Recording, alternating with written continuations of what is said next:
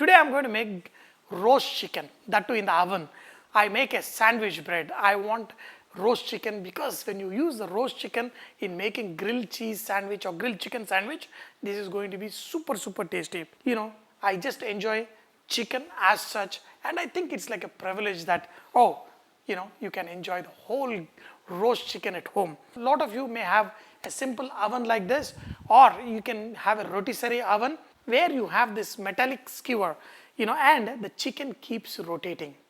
So we're going to use this, and I have got the oven in the cooking range. So here I've got whole chicken.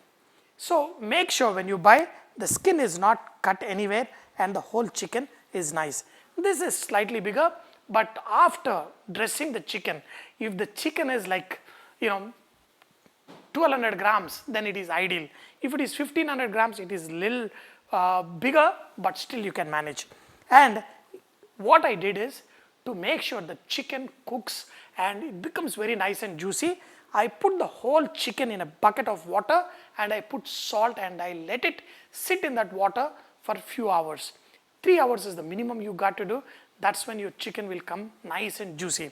Here I'm going to add black pepper powder, and this is garlic powder with little bit of ginger also there. And here is a mixed spice. You can use mixed herbs, especially thyme and other things are really good. I even use pizza herbs sometimes and it comes out nice and good. Here is a Cajun spice. You can buy in the market or you can make it yourself. All of this together along with salt, but be easy on the salt because I've already brined the chicken in the salt water. This dry mix is what we're going to rub on top of the chicken. Look at this. So on the outside first, and whatever the leftover spice, you're going to put it inside the belly of the chicken along with some fat. Just make sure, give it a nice massage. Wow. Just rub inside the chicken as well. And there are other ways you can make your chicken even more moist and tasty. I'm going to have some apple cider vinegar, pinch of garam masala. In this I'm going to add some melted butter. Now I've got a syringe.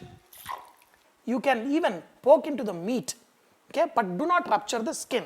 So just poke it in, let some of the juices go in, and each breast go in some juices. Wow, actually you can feel the juices going in there.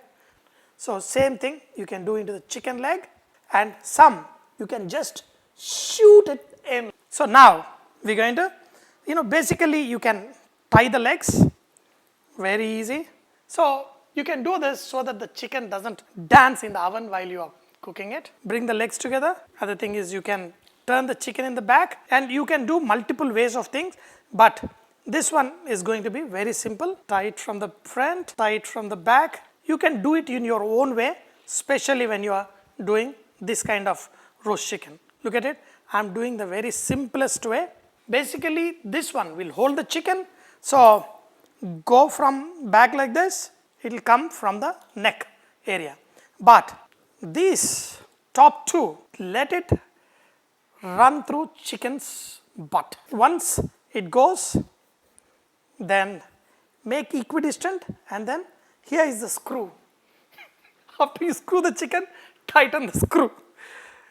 Okay. Now the same thing from other side. Now the other side also we're going to put this and tighten. So now the chicken won't fall off any direction and it is nicely coated. This one will keep rotating. At the same time the chicken will be stuck and it will rotate along with this rod. For any good roast chicken, you want the roast juice. Of course, the drippings from the chicken are going to fall on this tray. In this, I've got onion, tomato, potatoes, everything. I've also had some chicken bones. Any of them, masala spices that is there, just drop it into the tray. So you don't have to waste any of these spices and herbs. It took 1.5 hours. We got a nice color on top, but the hot chicken, you don't bring it out and cut it. You got to let it rest for some time. The chicken, look at it. It's got the perfect color. This is how much I want. But what I'm going to do, I'm going to Put the chicken like this and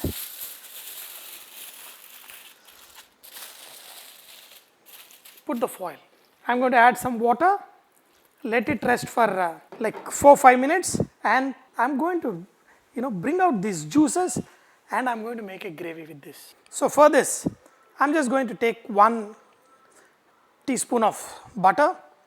Same thing, I'm going to add 1 teaspoon of all-purpose flour, that is slowly cook it in the butter. So this is what we call roux. Cook till this flour is slightly colored. In the meanwhile, all the flavor is being extracted from this, and a lot of times we pour wine and all this into this. If you want to add some wine, you can do that. Now look at this. This is slowly getting cooked, and when the roux is ready, we're going to add the juices from the chicken into this. Chicken flavor has to be dominating, only then you will enjoy this sauce. So after cooking, look at this nice shine over the carved pieces of chicken. You can pour this and enjoy. It's a very nice, beautiful sauce. Very, very tasty. From the juices of the chicken, we made this, and I'm going to put the whole chicken on top of it. After resting for some time, this chicken will get perfect. Let's get rid of all the things what we tied, and very carefully, because the chicken will be super delicate now. The chicken carving is another ball game altogether. So the chicken is nice and tender.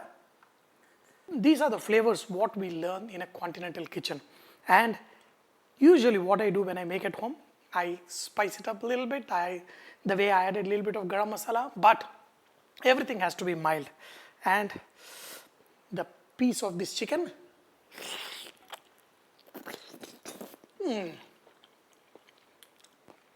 my goodness, I've been craving for this aroma. When you take a bite, it has to come off the bone, and that's when along with this sauce, my goodness, this is just too good. When you eat this good, you got to do ding chicka, ding chicka, ding chicka, ding chicka.